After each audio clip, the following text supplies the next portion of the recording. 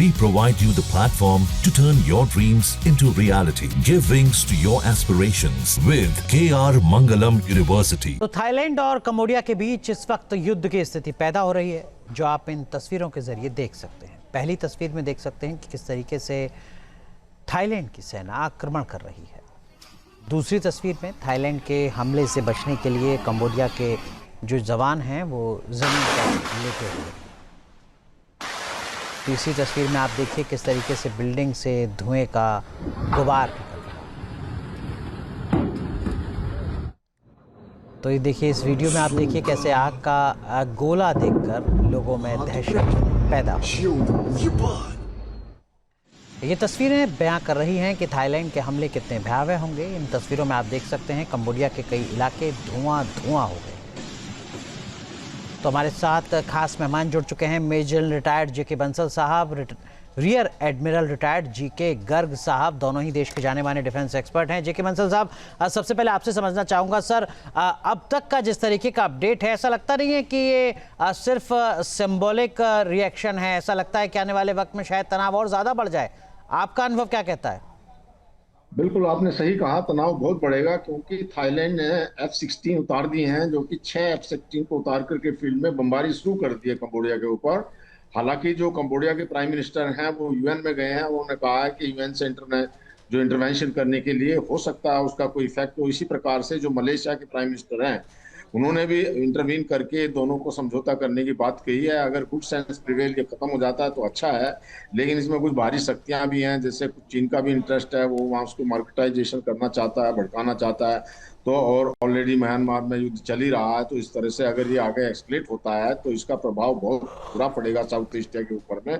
अगर दोनों जो है डिप्लोमेसी और डायलॉग से इसको सुलझा लेते हैं तो अच्छा है। हालांकि टेंशन काफी है दोनों के बीच में, और जैसे कि आपके बहुत ही अच्छी तरह से एनालाइज करके आपके चैनल में बताया गया रिपोर्ट में कि इसका क्या कारण है, कब से है, क्यों है। फ्रेंच कॉलोनी था ये पहले और हजारों साल का मंदिर है। पर सबसे बड़ी बात तो यह है कि दोनों जो है एक ही मत को मानते हैं, शिव मंदिर को दोनों मानते हैं। इसमें ऐसा किसी विभिन्न धर्मों का तो है नहीं। अब जो कुछ ये भी कहा जाता है कि दोनों ही देश जो है आपस में जो वो उनका टूरिज्म है, तो टूरिज्म को बढ़ाने के लिए अपने अंडर में चाहते हैं। तो मंदिर तो जो है ये कंबोडिया के हक में गया हुआ है, लेकिन थाईलैंड ये कहता है कि इसके चारों तरफ की जो जमीन है वो हमारी है। और जैसे ही लैंड माइन लगाया कंबोडिया ने, तो जो लैंड माइन के अंदर में जो थाईलैंड के सैनिक का उनका जो ब्लास्ट हुआ, तो उससे ये सारा मामला बढ़ गया है। हालांकि अभी तक तो यही वो मिल रहा है कि 11 जो सिविलियन हैं वो थाईलैंड के मारे गए हैं। हालांकि थाईलैंड की जो सेना काफी सशक्त है, कंबोडिया के मुकाबले में बहुत उनके साथ नेवी, आर्मी, तो आपको लगता है कि तनाव आने वाले वक्त में और ज्यादा बढ़ सकता है? जीके गर्ग साहब, एयर स्ट्राइक हो रही है, F-16 का इस्तेमाल हो रहा है। जो दर्शक हैं वो ये समझना चाहेंगे कि इन दोनों देशों की जो सैन्य तैयारियां हैं कितनी मजबूत हैं। क्या वाकई लड़ाई बहुत ज्यादा खींच सकते हैं ये दोनों देश? क्योंकि वॉर फ्रंट पर इन दोनों देशों का नाम शायद ही दुनिया पहली बार सुन रही होगी। हाँ, आप सही बोल रहे हैं कि वॉर फ्रंट पे इन दोनों देशों का नाम पहले कभी नहीं आया।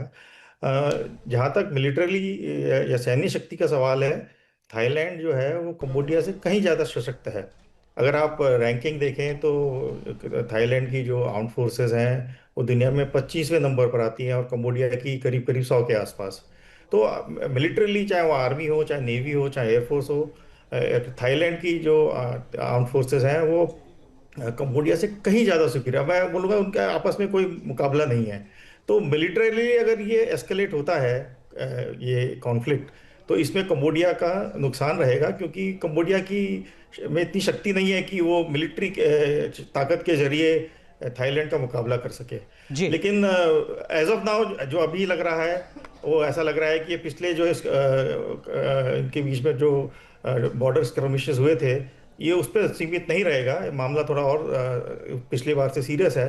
तो ये मिलिट्रली जो भी ताकत थोड़ी बहुत जो कंबोडिया की है, ऐसा नहीं है कि बहुत कम है, उनके पास भी बॉर्डर स्क्रमिशेस के लिए काफ़ी ताकत है। तो ये कॉन्फ्लिक्ट मेरे हिसाब से अभी थोड़ा आगे चलेगा। ठीक है, आपको लगता है कि जो तनाव है ये और ज़्यादा आगे बढ़ता हुआ नजर आएगा? लेकिन जेके बंसल साहब, चीन जैसा देश इस तनाव में कहाँ है? क्या रूस की कोई और भूमिका आपको नजर आती है, या कुछ और बड़ी ताकतें हैं जो इस तनाव में कहीं बीच में आपको नजर आते हैं? बंसल साहब। देखिए, ज्यादा जो इंटरेस्ट है वो चीन का है इस एरिया में। वो अपना जो धर्म को नष्ट करके वहां पे मार्केटाइजेशन करना चाहता है, हर एक चीज को मार्केट के रूप में देखता है। तो इस प्रकार से चीन वहां पे चाहेगा अपना प्रभुत्व बढ़ाने के लिए इस तरह के जो है वहाँ अटैक होते रहे। और यही कारण है कि जो जैसे कि सेना में दोनों के बड़े कंपैरिजन में वो थाईलैंड हाई पेडेस्टल पे है, लेकिन ऐसी जगह में जो बाहर की शक्तियां आ जाती हैं वो किसी भी देश को, जो जिनको युद्ध प्यारा होता है, वो जो कमजोर देश है उसको सपोर्ट देके लड़ाई कराना शुरू कर देते हैं।